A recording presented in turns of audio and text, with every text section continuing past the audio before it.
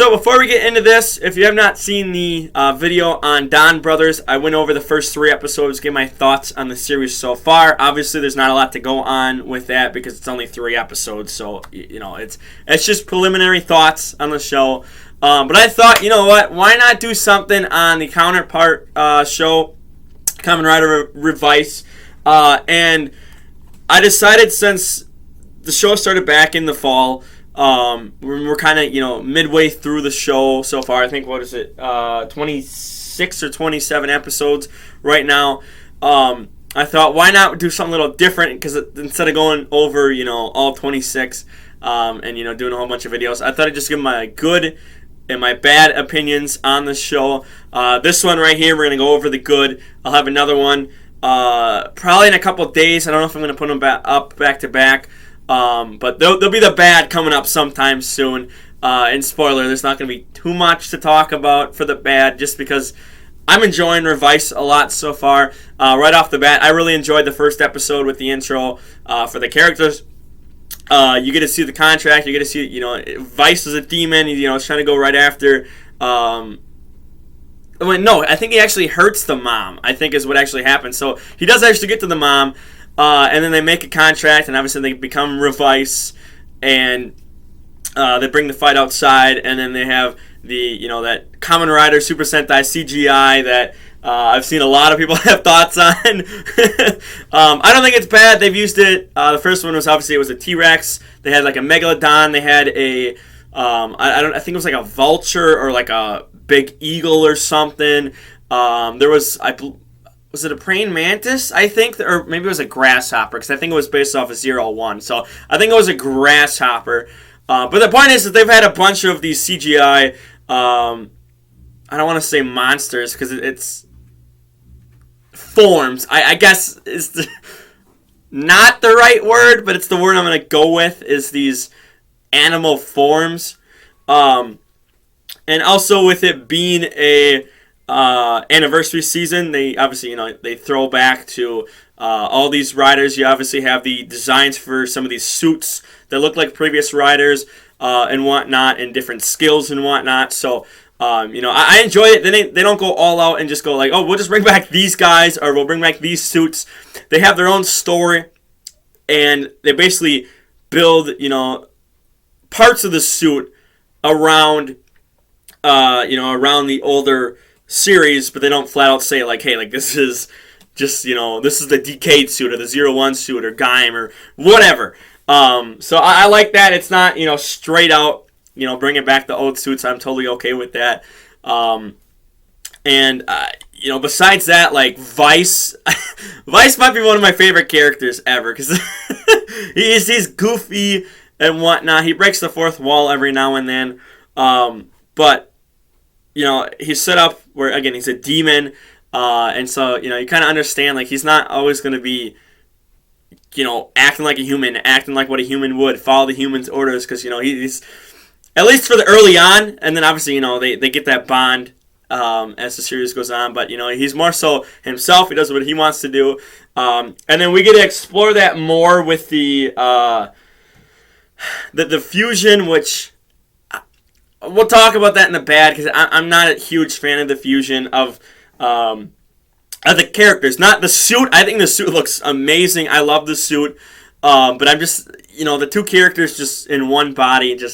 I'm not a big fan of that. But again, this is the positive video, so we're going to try to stay positive here, and we're going to ignore the fusion for now.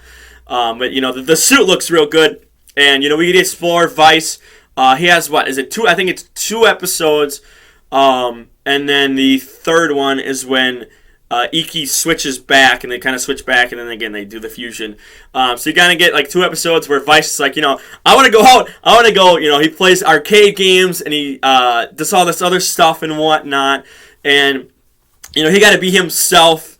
He got to go roam free, which again, as a demon, when he's being stuck inside Iki, he's a ghost that only Iki can see until he transforms into Revice. So that was fun, just to kind of see him go out and get to do his own thing and whatnot. And obviously, people are so used to demons and whatnot in this world that they just don't even pay much attention to Vice running around. So, I thought that was just kind of fun. And I really enjoy Vice as a character. And I'm hoping they split just soon, please. I want that split again. I just want two different characters again. But again, that's the negative.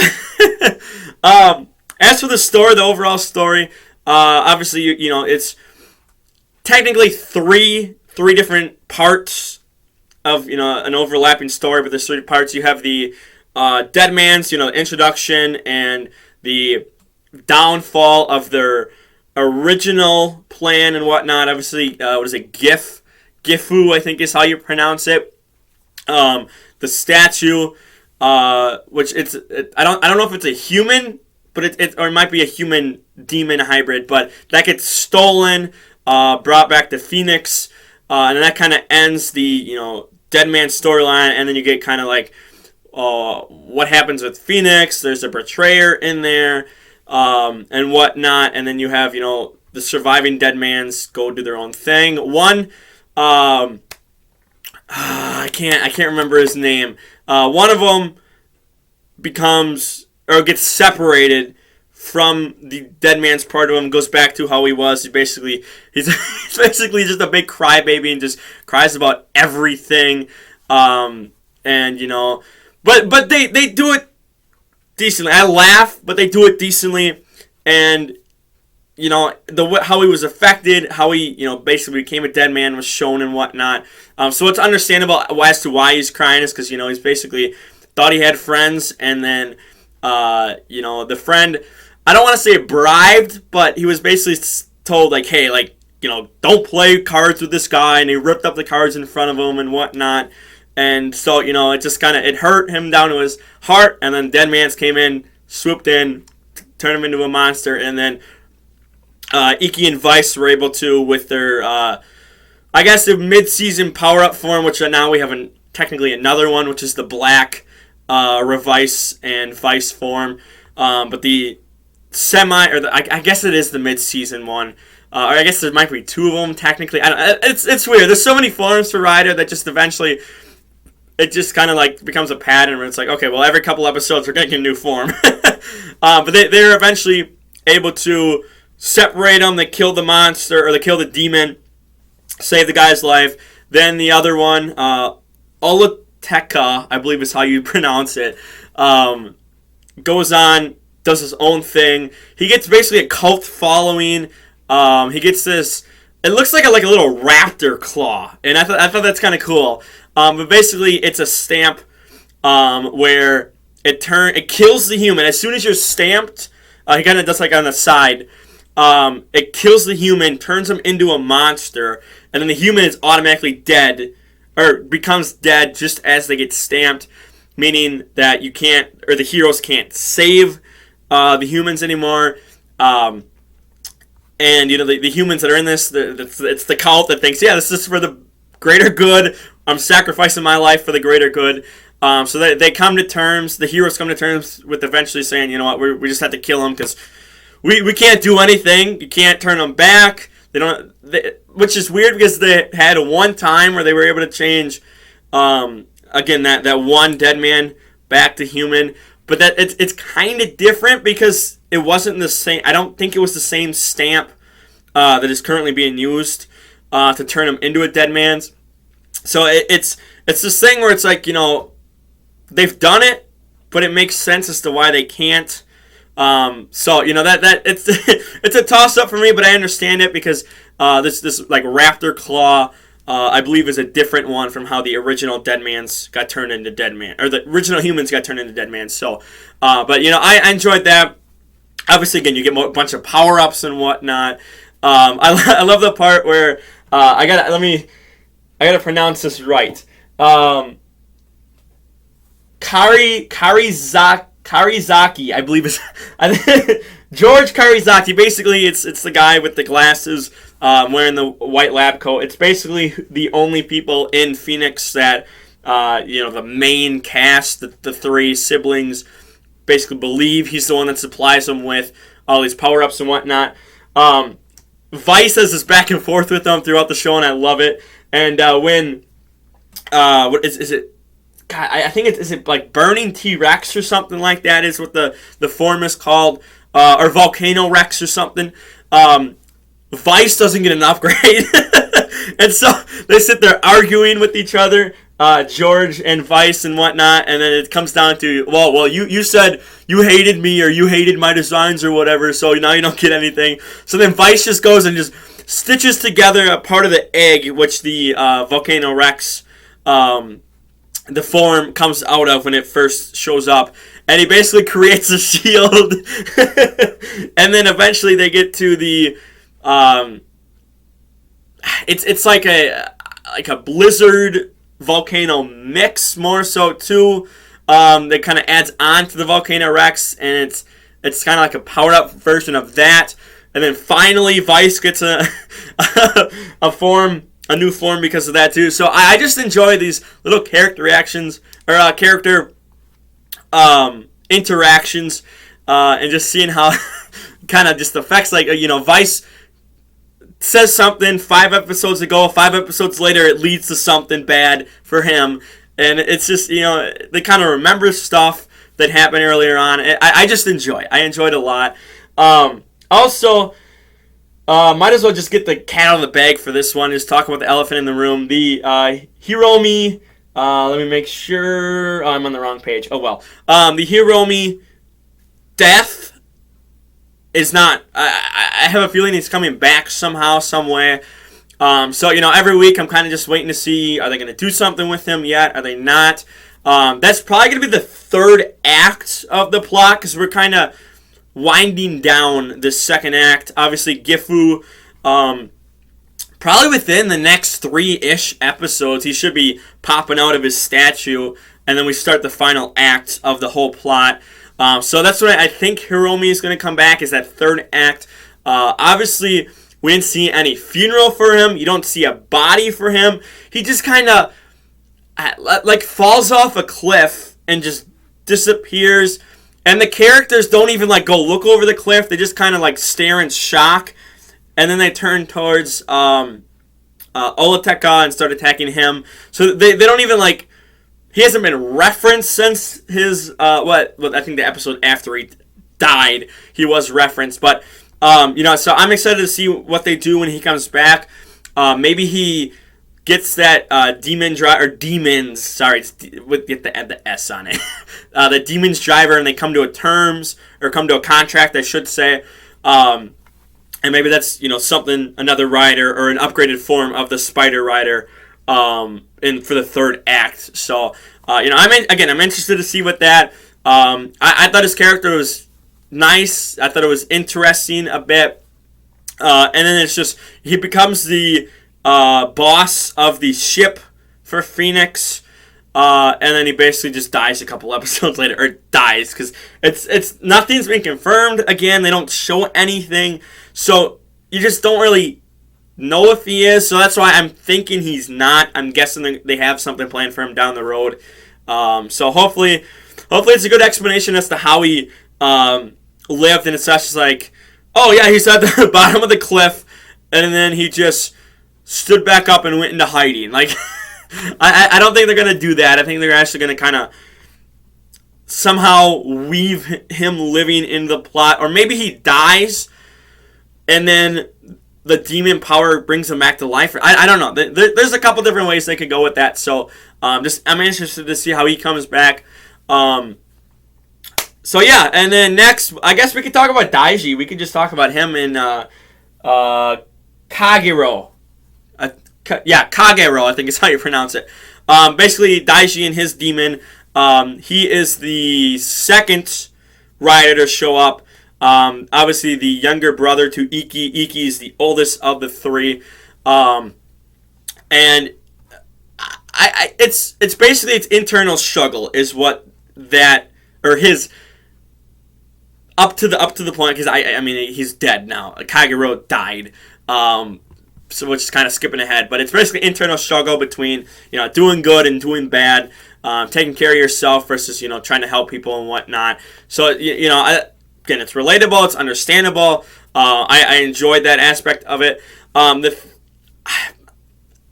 can't say too much about the bad, because again there's a little part in here towards the end before Kagero dies where it's just why? Like, again, I'm gonna leave that for the bad.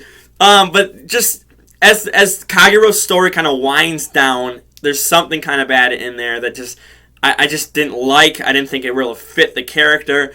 And whatnot. So we'll talk about it in the bad. But I did like how Daiji does get consumed by the demon at first. Doesn't know what to do. He's put in the darkness. And we get basically the drivers. It's two-sided, so you flip it, and then one side is Kagero's, and then you flip it back, and one side is Daiji's. Basically saying it's Kamen Rider Evil, and then Live. No, it's live because it's a V. It's not. Yeah. No, is it life or live? No, it's live. Yeah. And so it's good, evil. I mean, I guess you can't just say good because good just kind of too generic. So I guess they came up with live, which I mean I guess it's the backwards of evil, or evil's flipped for live. So I guess that is fine. But I thought it was interesting to see how basically Kagero took over early on in the plot of the first part of the arc. The first arc, and then by the end of the first arc is when Daichi finally comes to terms, gets his body back, and then the second arc they've basically been going back and forth about who controls the body and whatnot. And if you knock out Daichi or Kagero hard enough, they switch places. So if you hit him with the rider kick, whoever it is, the one that's not out will come out after that. So I thought that was kind of interesting. A good way to switch the characters and whatnot. And so at any moment you would have thought, okay, well, Daichi's out right now, but if he gets beat up by this monster real badly, Kagero might come out too. So you're kind of waiting for that, seeing if it happens or not. So I enjoyed that, and then again we'll talk about the conflict and the bad at the end. But he does come to terms with the monster, with this demon, beats him in the end, and then he gets I don't even know if I can find the name yet. It's is it Holy Live? I think is the brand new form. Do they have it in here?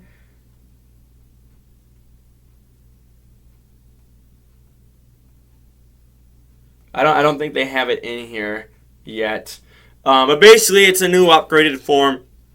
The stamp, whoever can possess the body after the two fought, got the stamp. So it would have either been an upgraded form for evil or an upgraded form for live. It just depends on who got the body alone. Yeah, I can't. I'm gonna stop looking. I can't find it. But it's like Holy Live or something is what the upgraded form is for live.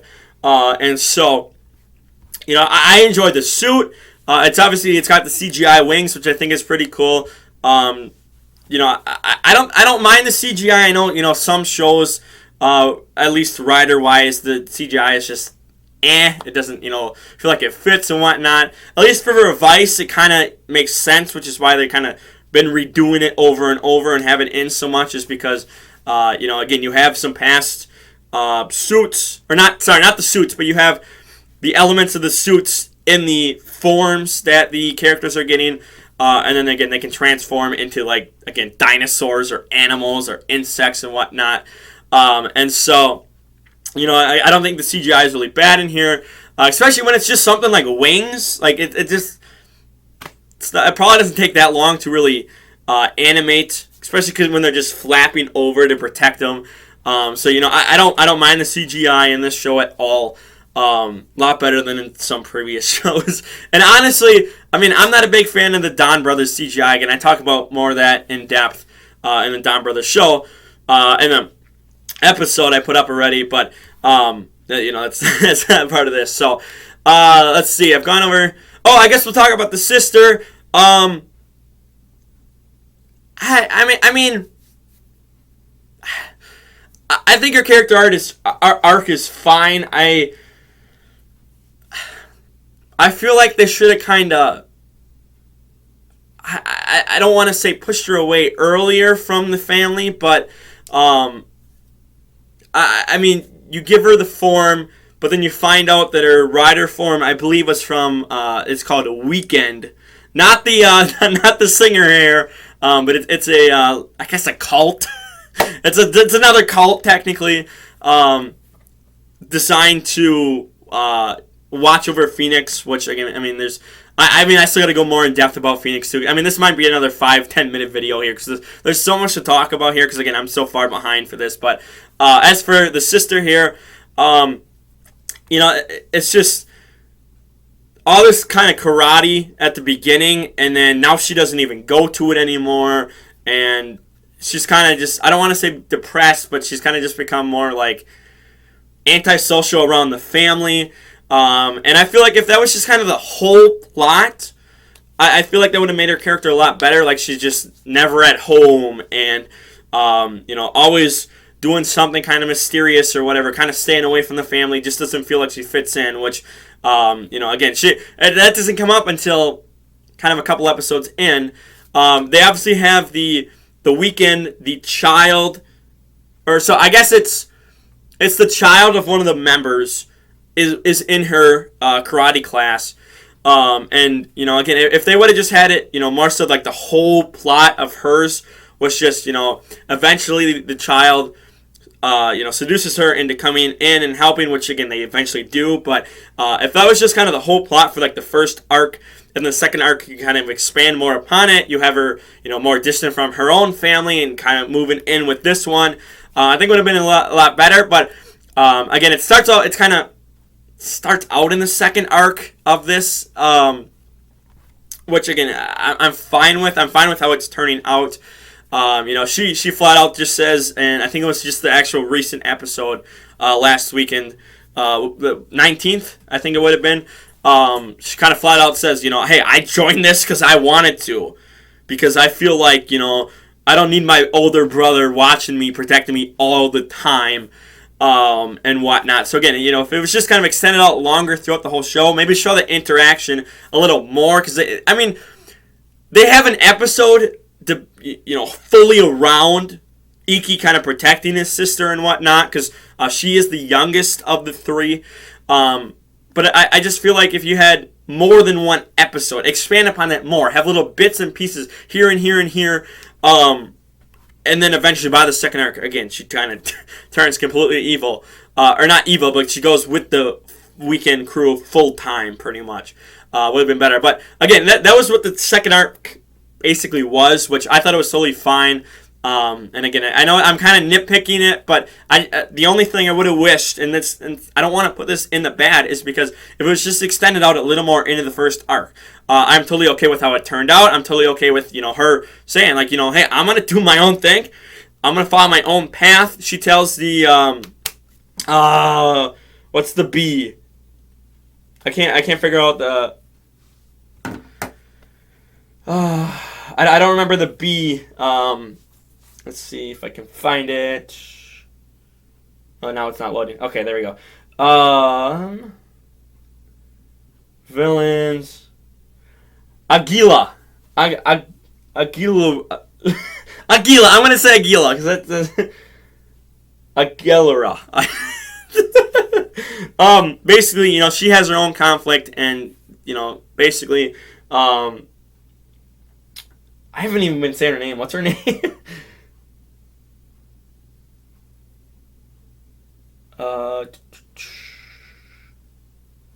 Sakura, yeah. I haven't been saying her name, I've just gone into the sister. Basically, Sakura comes in contact with Aguila and basically says, make your own path, do your own thing. So, we're kind of setting up that, I don't want to say rivalry, but you're kind of setting up that showdown between the last two here in the third arc. Maybe she saves the queen or the queen bee demon Aguila in the end, but we don't know. So, but again, if her story was just kind of stretch out in the Sakura's story, stretch out more in the the front of first arc, and then kind of just spread out more.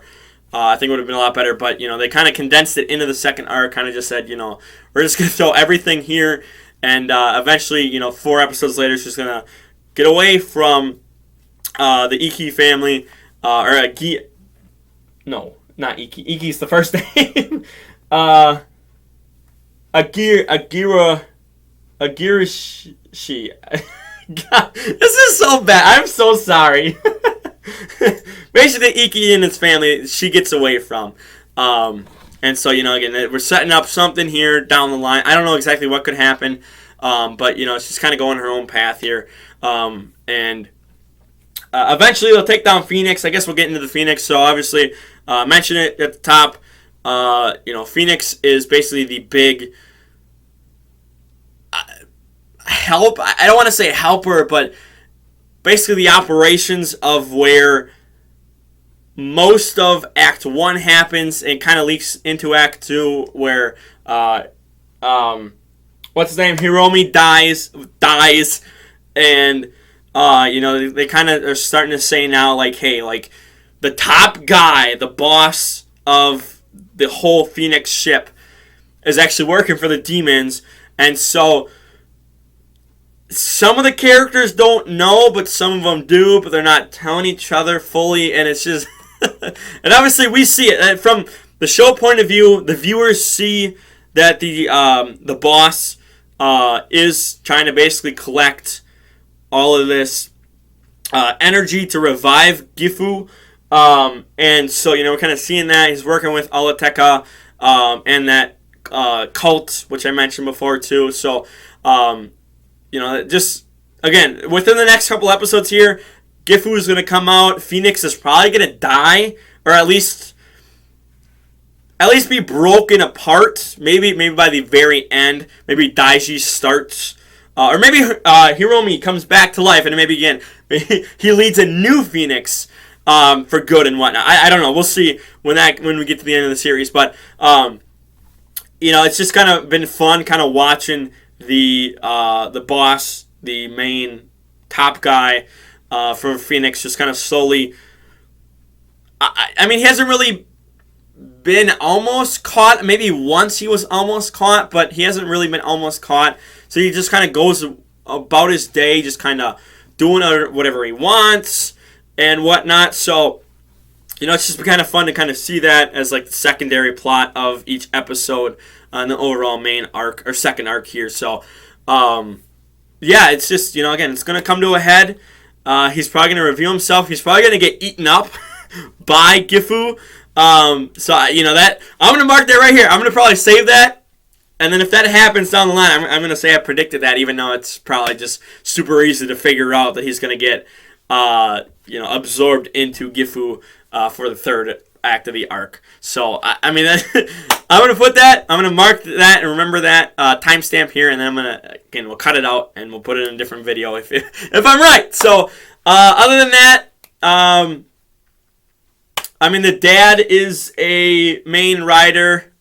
He was, I guess, the original writer in this universe, and that the three kids are a part of Gifu, and they're actually children of Gifu. And so, that story is what's kind of going on right now. The dad has no heart because the demons, the driver, the demon in the demon's driver made a deal with the dad and lost his heart. And the demon basically became his heart. There's so many plot points for this little thing right here, but the dad basically has no heart here for this. So, that's kind of starting up right now. The Mr. Boo, which I think it actually is spelled B-U-U, which I thought was kind of a throwaway character in the first arc, is now becoming something of a secondary character. Obviously, he knows what happened to the dad. The original bathhouse in whatever, they were in a different city before or whatever, got destroyed by the dad, and then now Mr. Boo knows about this, kind of has been in contact with him for a while. And no, he worked at, I think it was the same military facility as the dad, and so basically, the dad found the wife, and then they went and ran away, and then Mr. Boo kind of followed them too, lives in the same city, kind of to protect him, I guess, in a sense. Despite he hasn't been reviewed to be a Kamen Rider, but maybe he is too. I don't know. But just it's gonna be interesting to just kind of see how this Mr. Boo affects the rest. Which again, I thought was a throwaway character. It's like, oh yeah, I've just coming to visit the bathhouse. I'm just here to have a bath. Which there's not really a lot to talk about with the bathhouse itself. It's just kind of a set piece for kind of everything going on around. So I don't really have anything else to say about that. But I'm just hoping. I'm hoping this Mr. Boo really, I don't want to say advances the plot, but kind of helps the plot go along. Obviously, again, he just told the kids that they're a part of, or no, well, yeah, Mr. Boo told them some of the story, and then that George, oh my god, I'm just gonna call him George. That basically the guy with the glasses that I mentioned before. Kind of told them more, and then finding out about their history, about their descendants of Gifu and whatnot, and now they're kind of trying to go from there, trying to figure out what happens from there. So, again, just overall, I'm just enjoying the plot a lot. Again, there's that little nitpick, but I don't want to put that in the bad video because I enjoyed the sister Sakura's. I enjoyed her arc, but I just wish it was extended a little more. That's it. That's all I wish, is that it was just extended back into the first arc a little more. You had little seeds here and there, but I thought it was interesting. You have her going on her own path. Maybe by the end of the series, she's not even with the family anymore. Maybe she's out there with Weekend doing their own thing. I don't know. But that's again, I don't want to put that in the bad because it's not really bad. It's just all you had to do was extend it. So that's but it's already a 30-minute long video. This is going to be so much fun to edit. I can't wait to do that. It's going to take like 2 hours to upload. So, woo! So I'm going to get out of here. Like the video, share the video around, don't forget to subscribe. We're out of here. Peace.